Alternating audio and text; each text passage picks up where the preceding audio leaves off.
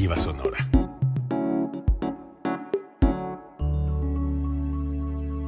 Código Libre.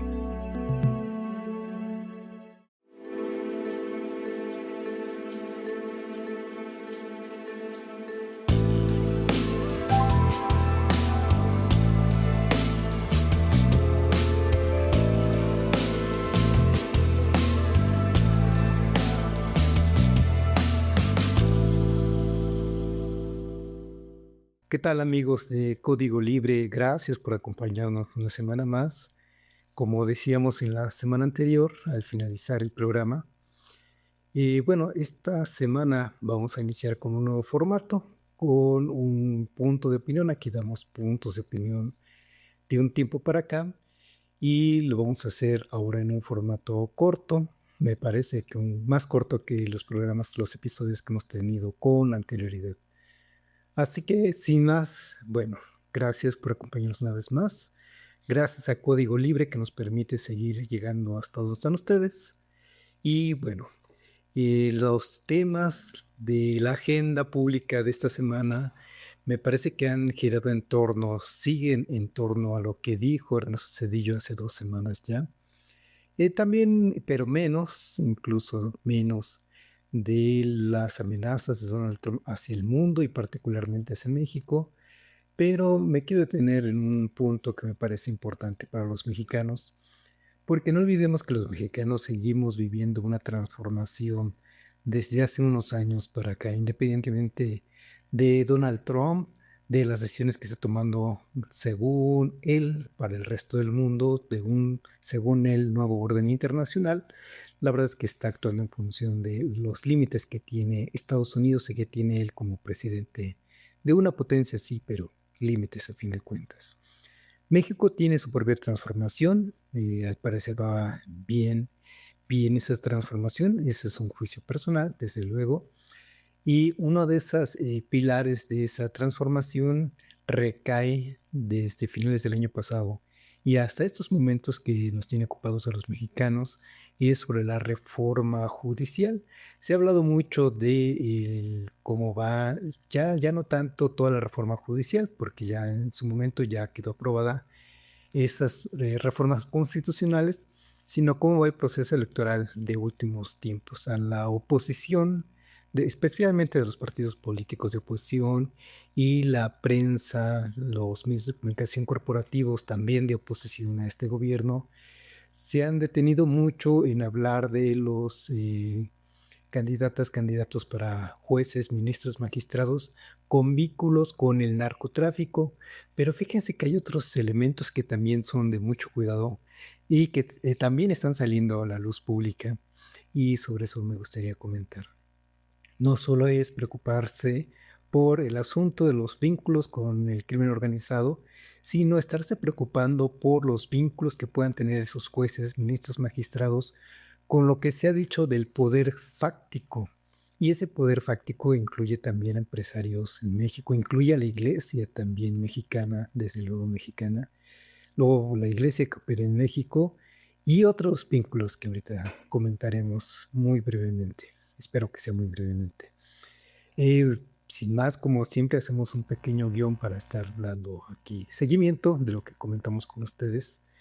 Empecemos con el asunto de nepotismo en la renovación del Poder Judicial. Desde luego sabemos que existe, esto ha sido evidenciado especialmente en últimos años, ese nepotismo que existe, que ha existido en el Poder Judicial, se tenía que denunciar públicamente porque ese es un hecho real.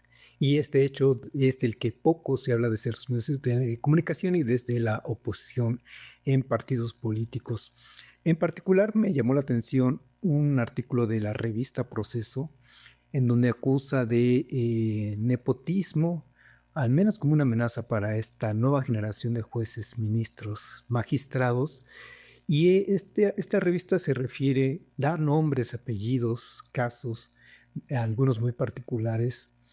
Por ejemplo, pone a una jueza, no vamos a decir su nombre porque sería incurrir en un desequilibrio en toda la campaña que están teniendo estos jueces magistrados. Precisamente estos medios de comunicación ya se están haciendo cargo de evidenciar estos problemas, pero se refiere a una jueza del proceso oral en materia de lo familiar y dice que es cómplice, esta revista lo denuncia, que es cómplice de deudores alimentarios y se detiene particularmente en una persona, en José Miguel N., denunciado por varias parejas violentadas. Imagínense, esta persona no solo tenía una pareja violentada, tenía varias parejas y violentadas. Y además, este mismo personaje es, dice aquí la denuncia de proceso, abogado de feminicidio de otro personaje que tampoco vamos a decir su nombre. Pero bueno, este personaje tan solo es denunciado por parejas violentadas y por ser abogado de un feminicidio. Entonces es una persona de cuidado. En esto se detuvo un poco la revista Proceso al hablar de nepotismo. Este caso no sería de nepotismo, pero sí está hablando de otros jueces, magistrados, ministros. No, en este caso ministros no, pero sí jueces y magistrados con hijos, con madres, con esposos dentro de este poder judicial. Esto la verdad es que es algo que ya se venía conociendo últimamente porque este poder judicial, como ahora es evidente para todos los mexicanos, estaba poco abierto, nada abierto y poco transparente ante la opinión pública, por decirse un órgano autónomo y por decirse un órgano técnico fuera lejana de la política pública, pero esto de que lejana de la política pública, pues para nada, ya también quedó demostrado que son actores políticos. Y como tal hay que tratarlos también. Siempre han sido sujetos políticos, siempre han tenido vínculos con diferentes poderes fácticos que incluyen poderes políticos. Y vamos, no pueden dejar de verse a todo el Poder Judicial como una integridad de sujetos políticos que actúan como políticos. Esto ya lo hemos comentado en otros programas. En ese sentido, se puede hablar, lo que está diciendo la revista Proceso es que hay jueces y magistrados que tienen, al menos como candidatos, a familiares que pueden ser hijos, madres, esposos. Pero todavía no son jueces ni todavía son magistrados, entonces me parece que todavía no se puede hablar de nepotismo, sino que hasta que una vez que sean electos, sean en todo caso, estar incurriendo en una práctica de nepotismo. Por un lado. Por otro lado, pues ahora le va a tocar a la sociedad estar votando por estas personas. Y ya no sé si se puede hablar necesariamente de nepotismo, si es que la población, si es que la sociedad votó por ellos. Están en su derecho todas estas personas, así sean hijos de alguien, madres de alguien, esposos de alguien, están en su derecho legítimo y ya están las reglas así. Cumplirán con los requisitos mínimos, mínimamente que sean abogados, mínimamente que tengan trayectoria judicial para que puedan ser candidatos y elegibles.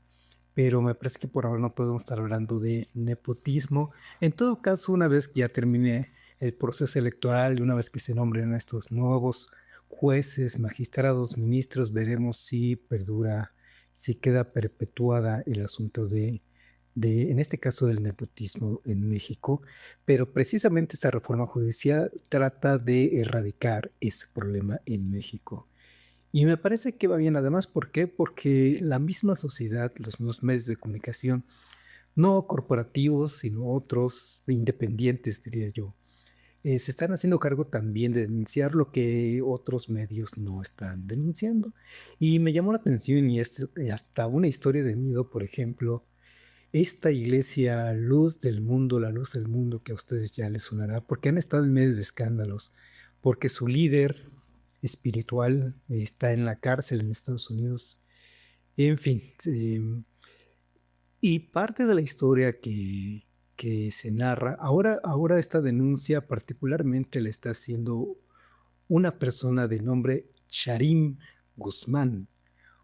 Charim Guzmán, y él se presenta como sobreviviente de la Iglesia de la Luz del Mundo y narra ahora en su denuncia, lo que está denunciando él junto con otras personas que se dicen sobrevivientes de la Iglesia de la Luz del Mundo, es que hay varios jueces y magistrados en activo y varias personas vinculadas actualmente como candidatos para ser jueces y magistrados. Que de lograrlo, pues entonces dice esta persona, y me parece que tiene razón, estarían apuntalando a esta iglesia, la luz del mundo, con poderes en el poder judicial, y eso en un país que se dice laico, que se dice separado del poder de la iglesia, constitucionalmente hablando incluso, y sobre todo constitucionalmente hablando, pues me parece que sí es un riesgo importante.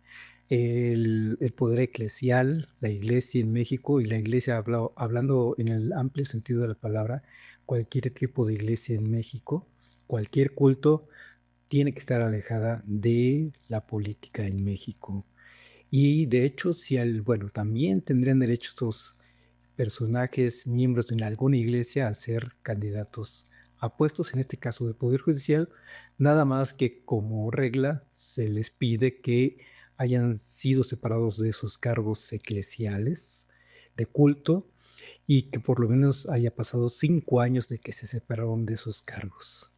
Esto podríamos decir que por obvias razones, pero habrá personas que no ven ningún problema en que iglesia y Estado estén unidos, como era en antaño, todavía en el siglo pasado. Eso se acabó con Benito Juárez y desde entonces, desde el siglo XIX, mediados, de eso se trataron las reformas, eh, la guerra de reforma que vivimos en México, se trató precisamente de quitarle ese poder a la iglesia.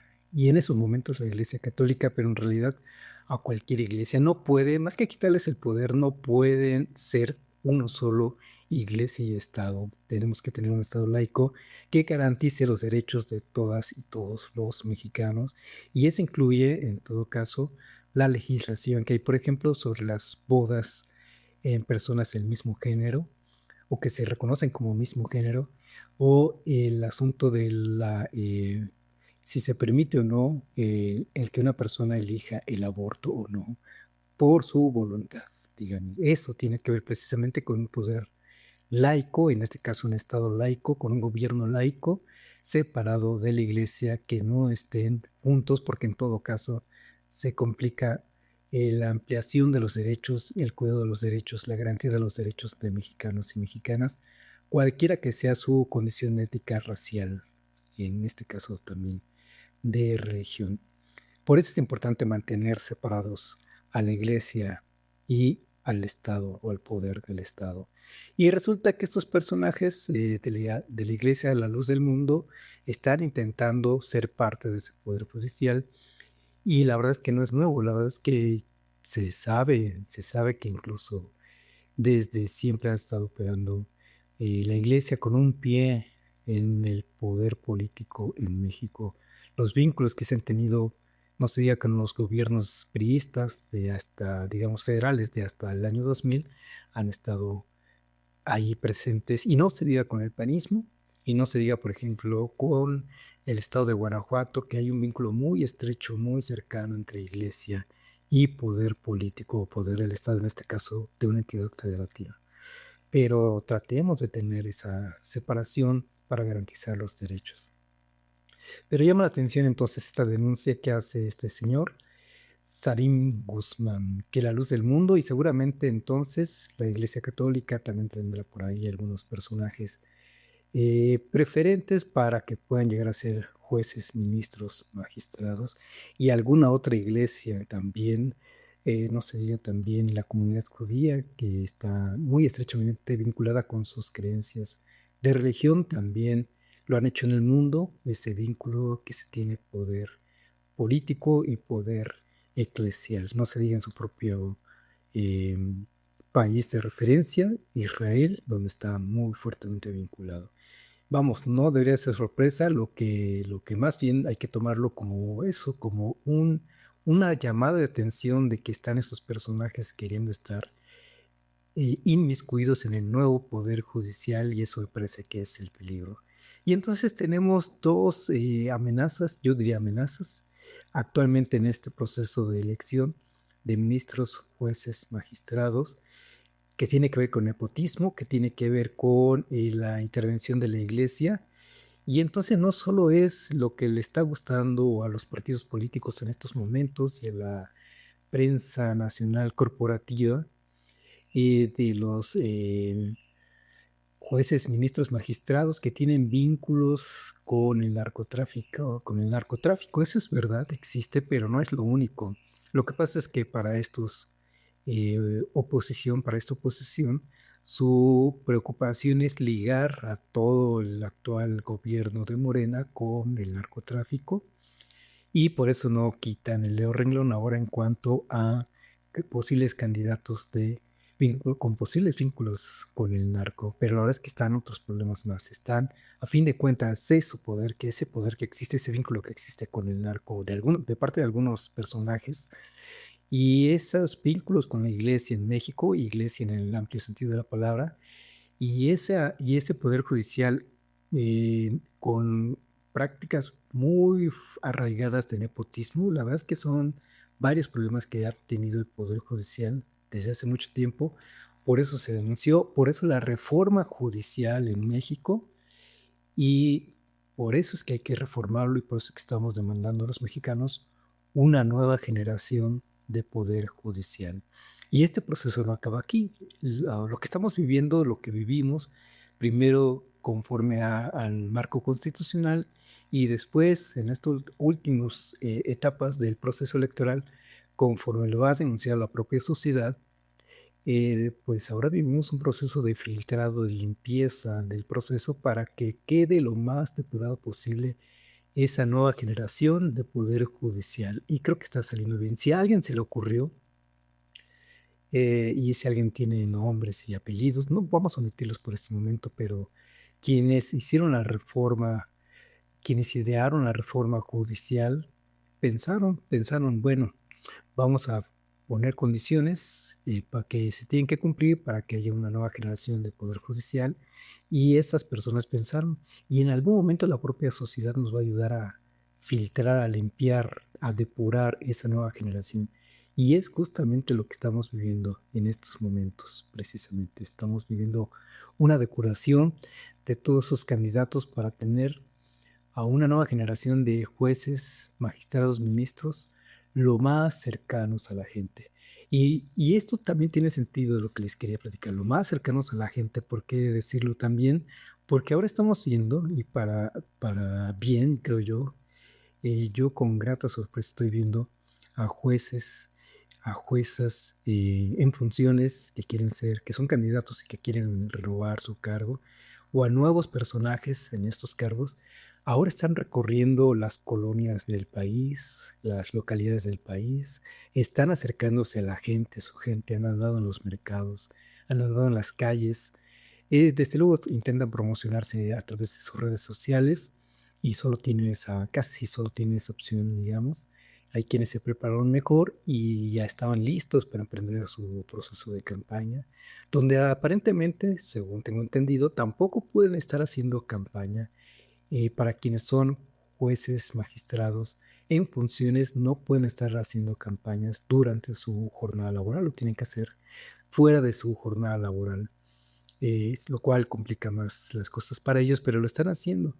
Y lo que les digo, lo están subiendo a sus propias redes sociales, y lo vemos como es que están haciendo recorridos en los tianguis y se están acercando a la gente. Entonces, por un lado, estos personajes que quieren ser parte de la nueva generación están cumpliendo dos tareas. Primero, la tarea de promoverse a sí mismos, pero más allá también la tarea de promover el voto mismo. Y eso me parece, tengo que decirlo, me parece es una genialidad a fin de cuentas todo este proceso en donde si alguien lo diseñó efectivamente así, pensando en algún momento la propia sociedad nos va a ayudar a ese proceso de filtrado, y la propia sociedad, y es más, los propios jueces, magistrados y hasta ministros nos van a ayudar a promover el voto. Y así resultó. Me parece que esa es parte de la genialidad. Y además, como estamos viendo, con bajísimos costos para el erario de México, para los eh, gastos públicos que pudiera estar desprendiéndose de los organismos que eventualmente están o tradicionalmente están contribuyendo a estas campañas. Y en estos momentos no está haciendo el caso, está resultando de un costo muy, muy menor para los mexicanos, para las mexicanas, en un momento que además lo necesitamos. Entonces yo veo esas cosas que quiero compartir con ustedes. Hay un caso muy particular que me llama la atención también, que tiene que ver con un candidato a ministro y de nombre César Gutiérrez Pliego. César Gutiérrez Pliego, hijo de Jesús Gutiérrez Rebollo, y él fue general, digamos, en el ejército, y él fue una persona que se supone que se encargó de estar investigando los posibles vínculos del narco con gobierno federal en ese momento, con el gobierno de Enrique Peña Nieto, si no me equivoco. No, ¿qué Peña Nieto? Con el gobierno de Ernesto Zedillo, el personaje que ha ocupado las páginas y los tweets y todos los medios de comunicación y las redes sociales en estas últimas 2 semanas, Ernesto Zedillo Ponce de León. Y estaban tratando de buscar vínculos con el narco, y resulta que este general, Jesús Gutiérrez Rebollo, se encontró con que la esposa de Ernesto Zedillo tenía pláticas para negociar precisamente con o con el crimen organizado de entonces. Y este señor, ahora candidato a ministro, César Gutiérrez Pliego, el hijo, lo hace público, presenta, entrega los audios, y los audios de ese entonces eran lo que tenía era cassette, y lo que hace es entregarlo a medios de comunicación. Me llama la atención que haya sido especialmente a un youtuber mexicano, y bueno, a raíz de ahí se detonó el escándalo, pero en redes sociales, en estos medios independientes, porque la prensa corporativa nacional ha minimizado este asunto, no ha querido inmiscuirse en esto, no ha querido hacer mayor escándalo, pero ni tantito, salvo Milenio. Me llama la atención que Milenio es el único medio que se ha retomado esta nota de grandes corporativos nacionales, pero de ahí en fuera no quieren que se toque a su prócer de la democracia, Ernesto Cedillo Ponce de León, en escándalos como este. Pero la denuncia está, y lo que está diciendo este señor César Gutiérrez Priego es que incluso ya existe una denuncia penal, en su momento existió. Está diciendo que capaz que ya hasta venció su plazo para estar pidiendo cuentas a la esposa de Ernesto Cedillo, pero lo que quiere es que los mexicanos sepan, en este caso, qué tipo de personaje era Ernesto Cedillo.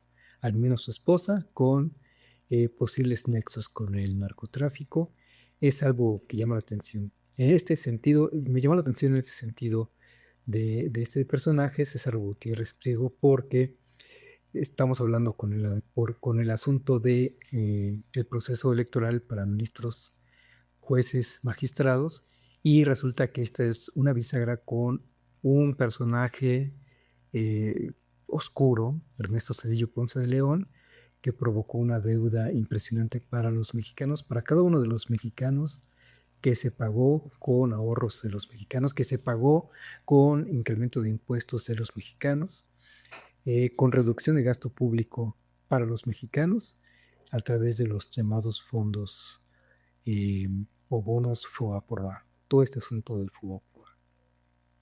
Y después de esto queda un filtro más, por si no fuera poco. Una vez que termine el proceso electoral, lo que los voy a invitar es que se informen por las diferentes redes sociales, por los diferentes canales de YouTube y lo que se pueda. Ustedes saben más que yo de este asunto de los canales, las plataformas, que se informen de estos personajes oscuros, que se informen de estos personajes pertinentes para que sean jueces, ministros, magistrados, y emitan su voto. Eso sí, que lo emitan. Hay una aplicación del INE, busquen INE, Instituto Nacional Electoral, y ahí mismo hay una aplicación para que ustedes vayan conociendo a sus candidatos de su distrito, el proceso de cómo van a votar en ese momento, ese día, el 1 de junio, y que emitan efectivamente su voto. Y si no conocen a alguien, pues tampoco tienen la obligación de estar emitiendo votos si no conocen a las personas, voten por las personas que sí conozcan y que sí generen su confianza.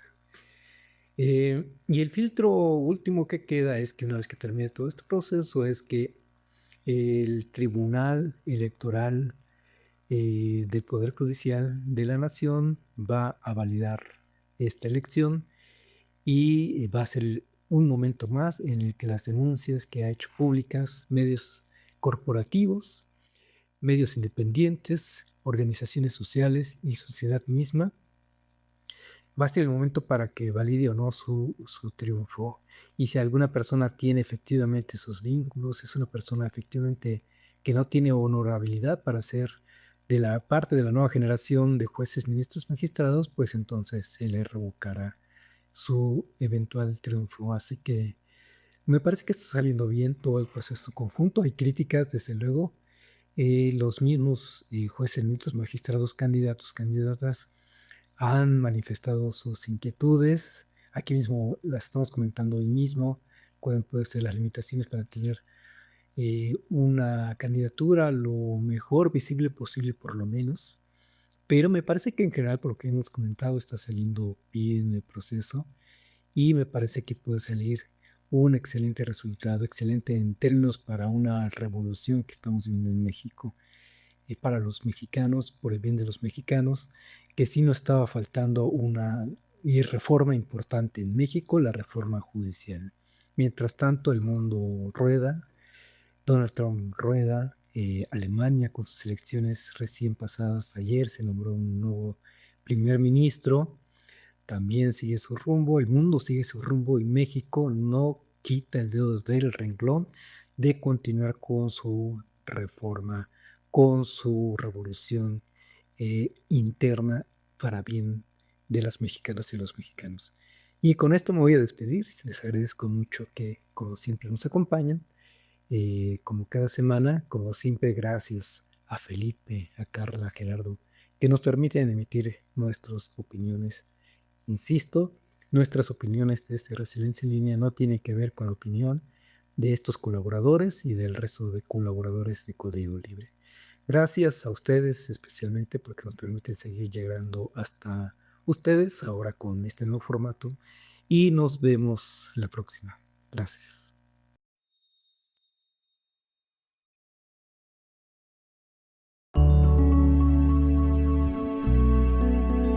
Código Libre.